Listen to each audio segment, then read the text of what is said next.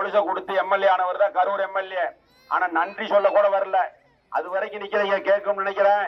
நன்றி சொல்ல கூட வர மாசம் ஒரு 3000 ரூபாயாவது ஒரு குடும்பத்துக்கு அதிகமா செலவு வச்சாங்க. அதுதான் இந்த ஆட்சியினுடைய சாதனை. 5.25 லட்சம் கோடி கடனை வாங்கியிருக்கு. கொரோனா காலத்துல வருவாய் இல்ல, செலவுகள் அதிகமா இருந்தது. அதனால 4,80,000 கோடி கடன் இருந்தது. திமுக ஆட்சிக்கு வராதுன்னு நினைச்சு பார்ட்டி கோயம்புத்தூர் போயிடுச்சு. எப்படி பார்ட்டி கோயம்புத்தூர் போயிடுச்சு, சவால் விட்டார். ஆனா என்ன 1 கோடி ரூபாய்க்கு மணல் அள்ளுறான் காவேரியில. மாட்டு வண்டிக்காரங்க மணல் அள்ள முடியல, அவங்க எல்லாம் வேற தொழிலுக்கு போயிட்டாங்க. ஆனா மணல் காசும் டாஸ்மாக் காசை வச்சு ஜெயிக்கலாம்னு கணக்கு போட்டுக்கிட்டு இருக்காங்க. அதனால நீங்க எல்லாம் சிந்திச்சு ஓட்டு போடணும்.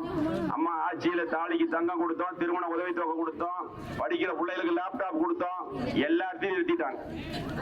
இப்போ இங்கேயும் உணர்ந்து உட்கார வைப்பாங்க எங்க இருந்தாலும். அதனால எல்லா திட்டத்தையும் நிறுத்தி விட்டு இப்ப பொய்ய சொல்லி ஆட்சிக்கு வரலான்னு கணக்கு போடுறாங்க. கொடுக்கறத வாங்கிக்கங்க, மக்களோட காசு. ஒன்னும் மம்டி எடுத்து வெட்டி சம்பாதிக்கல, ஒன்னும் சொந்த ஊர்ல காடு தோட்டத்தை வித்து கொண்டு கொடுக்கல, எல்லாமே டாஸ்மார்க்ல அடிச்ச கொள்ள. அதனால கொடுக்கறத வாங்கிக்கங்க, சிந்திச்சு ரெட்டலைக்கு ஓட்டு போடுங்க. திமுக என்னைக்கும் கருணாநிதி காலத்துல இருந்து 2வது ஆட்சிக்கு வந்த வரலாறு கிடையாது. ஆனா இப்போ ஜெயிக்க போறது இல்ல. தப்பி தவறி திமுக ஜெயிச்சா நாடு நாசமா போயிடும், அதுல மாற்று கருத்தே கிடையாது. நீங்க எல்லாம் ஓட்டு போட்டு அமைச்சரா இருந்த 5 வருஷம் அமைச்சரா இருந்த காலத்துல கொரோனா காலம் எல்லாம் போனா 3 வருஷம் தான் செயல்பட முடிஞ்சது. கரூர்ல அம்மா கொடுத்த பிரம்மாண்டமான மருத்துவக் கல்லூரி மருத்துவமனை கட்டணும். இன்னைக்கு டாக்டர் இல்ல, மருந்து மாத்திரை இல்ல. ஒரு மெடிக்கல் காலேஜ்ல வைத்தியம் பார்க்க போனா அடுத்த மெடிக்கல் காலேஜுக்கு ரெஃபர் பண்ற ஊரு நம்ம கரூர். அங்கேயும் ஒண்ணு இல்ல. மருத்துவத்துறை இவ்வளவு இப்படி இருக்குது. ஆனா ஸ்டாலின் ஒரு பேர் வைக்கிறார், இல்லம் தேடி மருத்துவம். எங்க இல்லம் தேடி மருத்துவம்? மருத்துவம் மெடிக்கல் ஹாஸ்பிட்டலே மருந்து இல்ல, இல்லம் தேடி மருத்துவமா? எல்லாத்துக்கும் ஒரு பேரை வச்சுக்கிறாங்கப்பா. அதனால எல்லா துறையும் ஊழல் மலிஞ்சு கிடக்குது.